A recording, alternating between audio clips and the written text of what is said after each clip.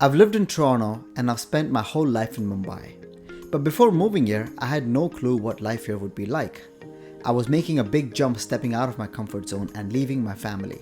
Some stuff I asked and a lot of stuff I learned from experience.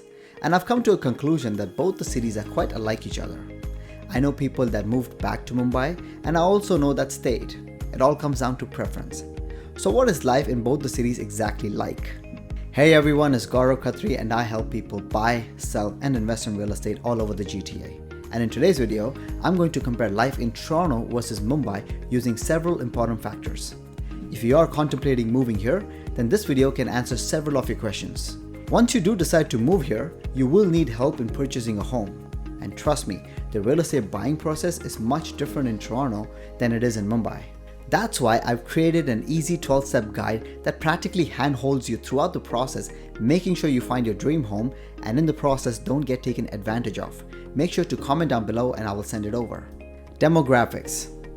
Toronto and Mumbai are both very multicultural cities in their own way. Toronto has people from all over the world such as India, America, China, France, Portugal, Mexico, etc. Whereas Mumbai has people from different states of India. They are still Indians, but every state has its own unique culture, traditions, food, and language. For instance, my two neighbors in Mumbai both speak different languages, cook different foods, and even celebrate different religious festivals. However, just like in Toronto, most people converse with each other in a common language that everyone can understand. That's Hindi and Marathi in Mumbai and English in Toronto. The one thing that makes Toronto stand out are the cute little ethnic stores and areas that represent different countries. If you want to explore these different cultures, you can go to Chinatown, Little Tokyo, Little Portugal, Little Italy, Koreatown, Gerrard Indian Bazaar, and so on. A huge chunk of Toronto's population are immigrants, which mainly comprises of Indians and Chinese. English is still by far the most dominant language.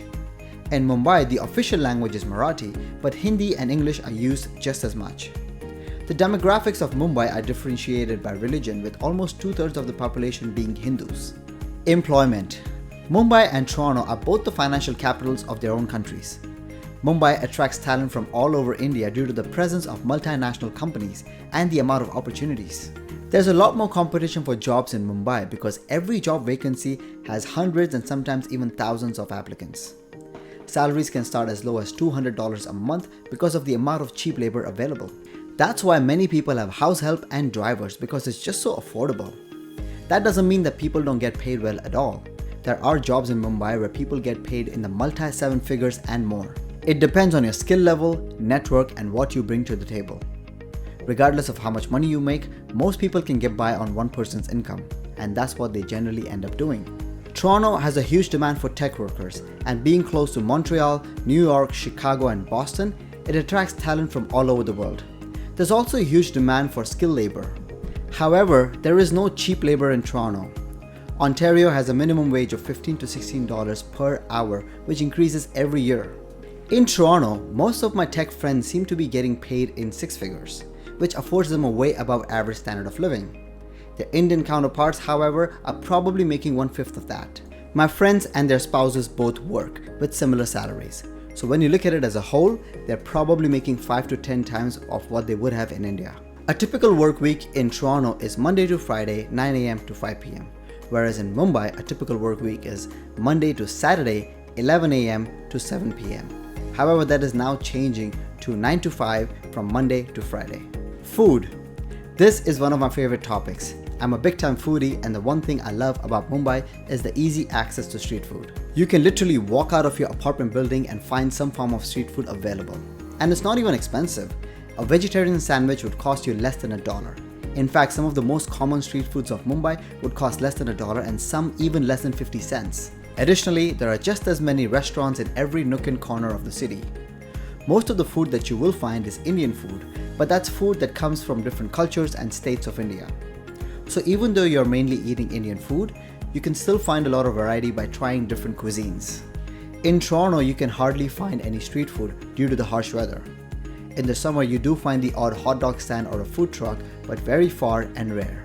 If you're on the road and want to grab a quick bite, then the best option is fast food like McDonald's, Tim Hortons, Burger King, etc.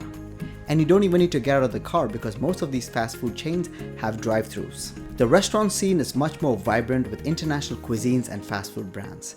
I've tried food in Toronto from countries that I've never even heard of when I was in Mumbai. However, the prices are up there. You're looking at spending at least $10 to $20 a meal per person, regardless of where you eat. In terms of groceries, you're mainly purchasing from street vendors in Mumbai, and in Toronto you've got major grocery stores and supermarkets. However, in recent times, supermarkets have made their way into Mumbai, but people still prefer to shop at street vendors because you can find one more easily when compared to a supermarket. If you are liking this video so far, please make sure to give me a quick thumbs up and hit that subscribe button to keep getting updates on my latest content on a regular basis. Real estate. The skylines of Toronto and Mumbai are dominated by apartment buildings. Both cities have houses too, but they are being converted into more buildings. The one major difference though is the size of these apartments. In Toronto, you will mainly find matchbox-sized apartments that are in the range of 500 to 700 square feet.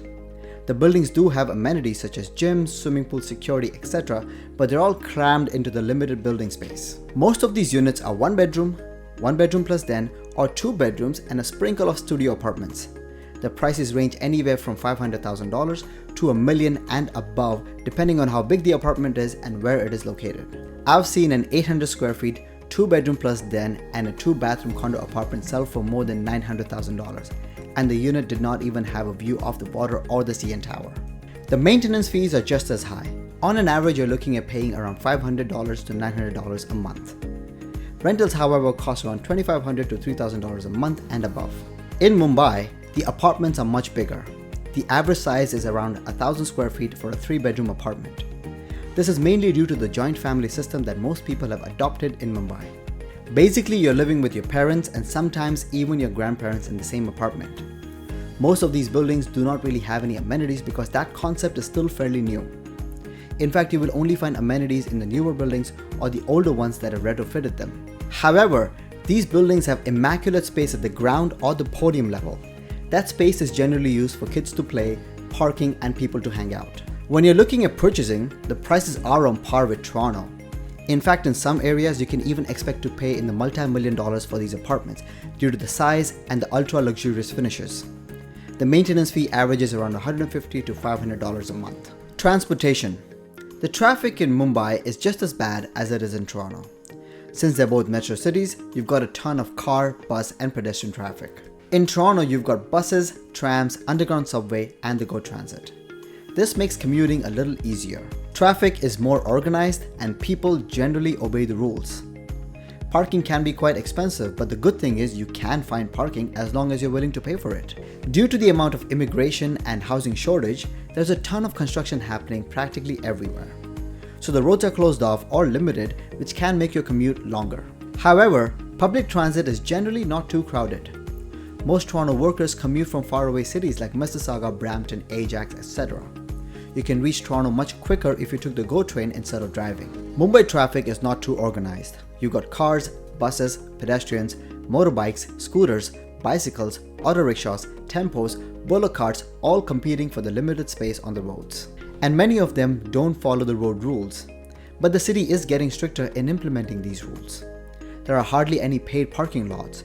Most of what people do is park wherever they find space at their own risk. For public transit, Mumbai only has buses and the local railway line, and there are a lot more people living in the suburbs than there are in the city. The underground subway line is currently under construction, and for now, most people are resorting to use the local railway line as it is still the fastest way to travel in Mumbai. That's why most of the trains are jam-packed almost all the time. Those photos you see on the internet of people hanging out of trains, I've seen that multiple times. In fact, I've traveled in those trains, sandwiched between 2 sweaty armpits. It's a real experience, you should try it sometime. Weather. Toronto has 4 seasons: summer, fall, winter, and spring. Winters can be pretty harsh with lots of snow and temperatures going down to -20. Fall and spring are milder in temperatures, but it is rainy and windy. I prefer the beginning of the summer when it is not too hot and there's a light, cool breeze. Once the summer does start, it can go up to 35 degrees. Mumbai only has 3 seasons: summer, winter, and monsoon. Winter is usually the preferred season as it is usually in the 25 degrees range. Summer, the temperatures can go up to 35 degrees, but because the air is so humid, that 35 does feel like 40 or 45 degrees. The monsoon season brings a lot of rain that cools down the climate. But due to the lack of proper drainage infrastructure, Mumbai gets flooded almost every year, especially when there are heavy rains. But the city doesn't stop working. Just like Toronto, we receive terrible snowstorms, but the next day, it's business as usual. Healthcare. The Toronto healthcare is covered by the Ontario Health Insurance Plan, which covers a lot of things for free. You're mainly paying for prescriptions and over-the-counter medications. However, getting a doctor's appointment can take a while. Even if it's an emergency, the wait times are significantly longer. I have clients that moved here from the US, and they went to the emergency room. It took them 3 hours to get seen by a doctor, and they told me, had it been in the US, they would have been done within minutes. The sole reason for that is since it's free, many people take advantage of that. Even if it's something small like a sneeze, people run to the emergency room. Don't worry, people don't actually do that. I'm only exaggerating to make a point. However, once you do get seen, the doctors are quite competent and provide excellent care. There's also private healthcare, but it's way too expensive. Mumbai has one of the best doctors in the world, but it's not free. Just like in Toronto, the free clinics and hospitals are fully backed up, and getting an appointment can take ages. Private healthcare is not too expensive, and that's why people prefer getting treated with a private doctor. Excellent and affordable healthcare are the two main reasons why people all over the world come to Mumbai to get treated. Let me know in the comments if you would rather live in Mumbai or Toronto. If you are thinking about moving here and need help purchasing a place, then let's have a chat. My details are down below and on the next screen.